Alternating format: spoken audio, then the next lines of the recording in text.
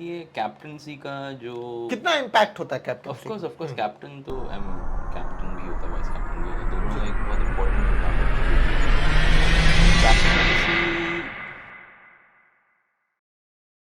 नमस्कार, एक और एपिसोड में आप लोगों का बहुत बहुत स्वागत है। इस एपिसोड में विश्व कप की तैयारियां और साथ ही साथ भारत के कप्तानों पे बात करेंगे। साहब जी, जी भारत के जितने कैप्टन्स रहे, अजीत वाडेकर से लेकर के आज के प्रेजेंट कैप्टन रोहित शर्मा, आप जो ट्रांसफॉर्मेशन ऑफ कैप्टन्स देखते हैं, जिस तरह से कैप्टन्स ने भारत की टीम को मजबूत किया या कमज़ोर भी हुई बहुत से दौर पे, उस पर जो शुरुआत रही, अजीत वाडेकर के बारे में बात करेंगे। वहाँ से कुछ आपके की इन्फो आती है कि 1975 से वर्ल्ड कप शुरू हुआ था और भारत पहले राउंड में या उस विश्व कप में क्वालिफाई नहीं कर पाया था।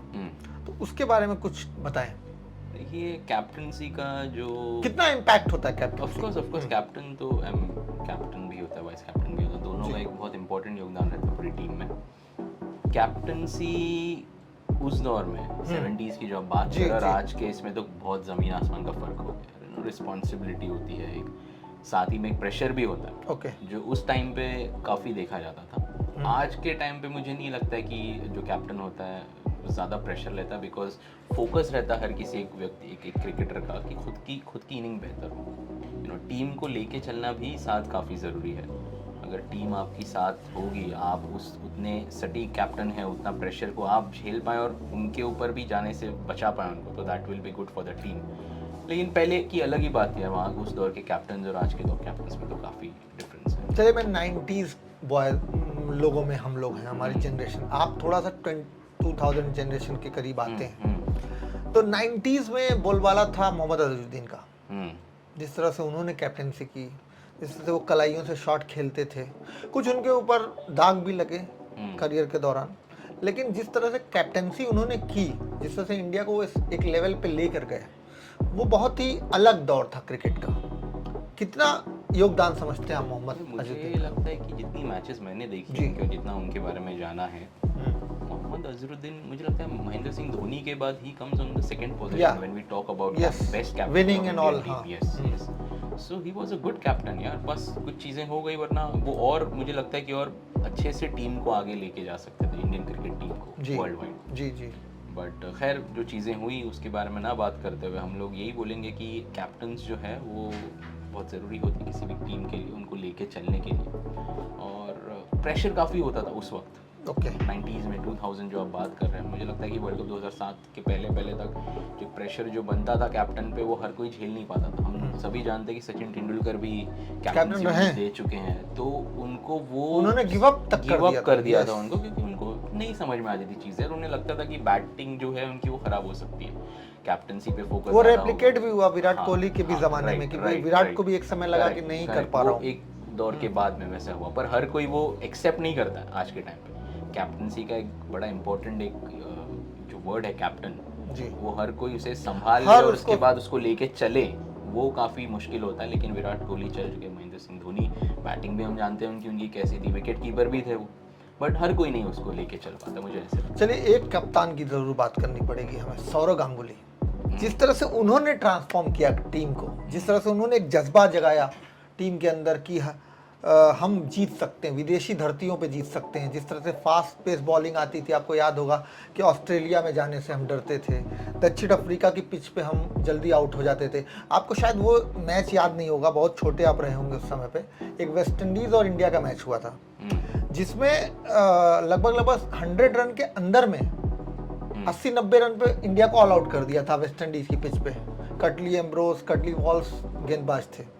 तो जब वो डर का खौफ को सौरव गांगुली ने जिस तरह से ओवरकम किया अपनी टीममेट्स के बीच, और जिस तरह से उन्होंने 2003 वर्ल्ड कप की नींव रखी 1999 के वर्ल्ड कप के बाद, वो जो 99 से 2003 तक का जो पूरा सफर रहा होगा गांगुली का, उसके बारे में कुछ आप? मुझे ये लगता है कि जब तक उनके पास कप्तानी नहीं थी, मुझे ऐसा लगता है, मेरा पर्सनल ओपिनियन है, ही was a good captain, he was a good batsman. Okay. But जब उनके पास कैप्टनसी आई तो मुझे लगा कि कहीं वो थोड़ा सा डालम डोल है। मुझे ऐसे लगता है कि जो सौरव गांगुली जो थे, ही was a good batsman, but जब उनके पास कप्तानी आई, कैप्टन वो बने, तो मुझे लगता है कि थोड़ा वो डिग्रेड होते गए। अगर वो सिर्फ अपनी बैटिंग पे, फिर उसके बाद कैप्टन के पहले वो बॉलिंग वगैरह भी करने लग गए, फिर हाँ बॉलिंग भी करने which वो he was a right on medium pacer, medium pacer, not a fast bowler, not a spinner, medium भी yeah. नहीं कहेंगे, हाँ, बहुत स्लो हाँ, फास्ट मतलब एक बॉलर की रोक लेकिन अच्छी बॉलिंग करते थे अच्छी वो, जब भी करते थे, 10 but ओवर again, में 40 you know, रन 30 रन तक करीब। नहीं, कैप्टन अगर आप है तो एक चीज पे फोकस रहना बहुत जरूरी है आपकी, आप एक चीज पे फोकस, टीम बिल्डिंग। हाँ टीम बिल्डिंग पे भी, और आपका जो, आप अगर बैट्समैन है तो बैटिंग पे फोकस कीजिए, या तो बॉलर है तो बॉलर पे फोकस कीजिए, you can't do everything. Okay. जो मुझे लगता है कि उनको थोड़ा सा वो उसकी वजह से उनको इश्यूज आए। ये सेम राहुल द्रविड़ भी कैप्टन रह चुके हैं, लेकिन हिम्मत जरूर उन्होंने पैदा Of course, की। of course, हिम्मत, of course, जो of course. हिम्मत वर्ड है, हिम्मत तो वो तो हर कैप्टन वो तो करेगा, हर कैप्टन करता था, लेकिन वो कर नहीं पाता था उस दौर तक जिस तरह एक्सपीरियंस भी था ना उनके पास। Sourav Ganguly was a good experience थी यार, और उनको टीम भी अच्छी मिली। आप सहवाग, टीम तो अच्छी है, VVS Laxman, Dravid, one of the best बल्लेबाज, one of the best bowlers उनको मिले, वेंकटेश प्रसाद, जवागल श्रीनाथ भी उनके दौर में खेले, तो उनको जो टीम भी अच्छी मिली, स्पिनर्स अनिल कुंबले। अब हम बात करते हैं हमारे सबसे चहेते और सबसे सफल कैप्टन इंडिया के अब तक, जिन्होंने 3 आईसीसी ट्रॉफीज इंडिया को दिलाई, एमएस धोनी, और एक चैंपियंस ट्रॉफी भी। तो ये जो ट्रांसफॉर्मेशन था 2007 में, आपको याद होगा कि वर्ल्ड कप हम हार गए थे। वर्ल्ड कप हारने के बाद सारा मैनेजमेंट फेल हो गया था, सब कुछ फेल हो गया था। हम ऐसा सुनने में आता है कि सचिन तेंदुलकर ने महेंद्र सिंह धोनी का नाम प्रपोज किया उनके 2 साल के करियर के आधार पर, और उनको वर्ल्ड कप में भेजा गया साउथ अफ्रीका, जिसको कि एक ऐसी टीम जिसके पास कोई खिलाड़ी नहीं थे, गौतम गंभीर, वीरेंद्र सहवाग से ज़्यादा एक्सपीरियंस कोई बहुत बड़ा खिलाड़ी नहीं था उस टीम में, और वो विश्व कप जीत के आ जाते हैं पाकिस्तान के खिलाफ फाइनल जीत कर। आपको याद होगा मिसबा का वो बैटिंग का कैच जिसको शीशन ने कैच लिया था। वहाँ से आप क्या मानते हैं कि भारत की जो टीम थी उसकी पूरी रूपरेखा ही बदल गई? और आपको याद होगा उसी साल एक पिक्चर आई थी चक दे इंडिया, जिसका गाना भी बहुत वायरल हुआ था इस मैं जीत को लेकर के। उस वक्त में 2 चीज़ें फेमस हुई थी, एक तो महेंद्र सिंह धोनी और उनका जो स्टाइल था, वो जो लंबे बाल एंड ऑल। थे। हाँ, उन्होंने कहा भी था कि ये वर्ल्ड कप अगर हम लोग जीतते हैं तो मैं बाल कटवा दूंगा, और उसके बाद उन्होंने कटवा दिया। हाँ, नहीं 2011 के बाद बाल कटवाया उन्होंने। अच्छा, हाँ, तो ये 2 चीज़ें उस वक्त में काफ़ी फेमस, उनके बाल और उनकी जो बैटिंग जो जी style जी थी। जी। तो खैर जिस किसी ने भी प्रपोज किया होगा उनका नाम, मुझे लगता है कि एक उनका देख के, उनकी बैटिंग देख के ही वो उनका नाम सामने लाया होगा, जो उस पर खड़े होते हैं। 2011 वर्ल्ड कप उन्होंने जिता दिया। उसके बाद जिस तरह से धोनी ने विराट को अपना एक उत्तराधिकारी बनाया कह लीजिए, या उन्होंने उसको आगे प्रमोट किया, तो विराट कोहली की कैप्टनसी में हम कुछ बहुत खास कर नहीं पाए।